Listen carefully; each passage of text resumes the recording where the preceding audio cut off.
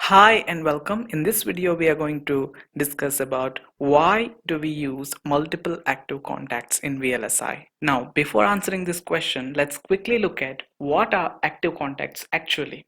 Now an active contact is a cut in the oxide that provides connection from metal layers to N plus or P plus diffusion. Now you can see there is a layout here. If you see through it, we have these contacts which are in black color.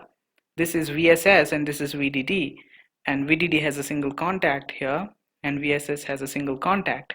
And these contacts are necessary since the metal interconnects are on top layers, also called as back end of the line, and our transistors are on the base layer, also called as front end of the line.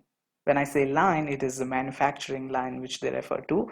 So somehow we need to connect these top layers of metals to the transistors, which are actually the diffusion regions, N plus and P plus regions, the drains and the sources, right?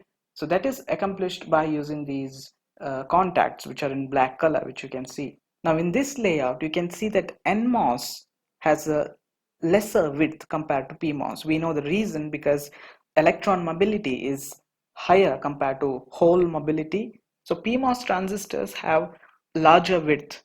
Since it has larger width, it has multiple contacts also. Now, why is that necessary? Why do we have multiple contacts? Let's answer this question. I'll tell you two main reasons why multiple contacts are used. First one, to reduce effective contact resistance. Having low resistance is necessary since it helps to reduce the delay in the circuits. How does using multiple contacts reduce the total effective resistance? Let's consider the situation. Let this be drain and this be source, and we have multiple contacts like this, and this is the total width, this is the width of the transistor. Then if we have multiple contacts, then we must understand the resistances are in parallel. So if we have a single contact and if the resistance of the contact is RC as shown here, and if we have M such contacts, then the effective resistance R effective will be equal to RC divided by M. Note that the shape and the size of the contacts are typically fixed for CMOS process technology, so we can't have a long single contact. The second reason is that to make sure the current from the source to drain is spread out over the entire width. This is very important because we can have multiple contacts which are concentrated on one side.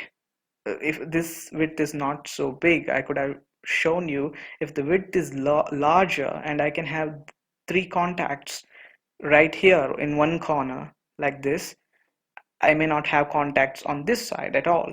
So that will make the current density concentrated in this region from basic electrostatics.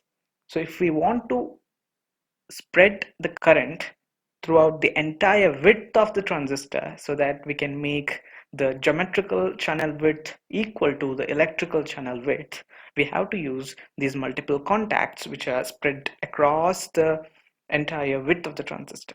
These are the two reasons why we use multiple active contacts in VLSI circuits.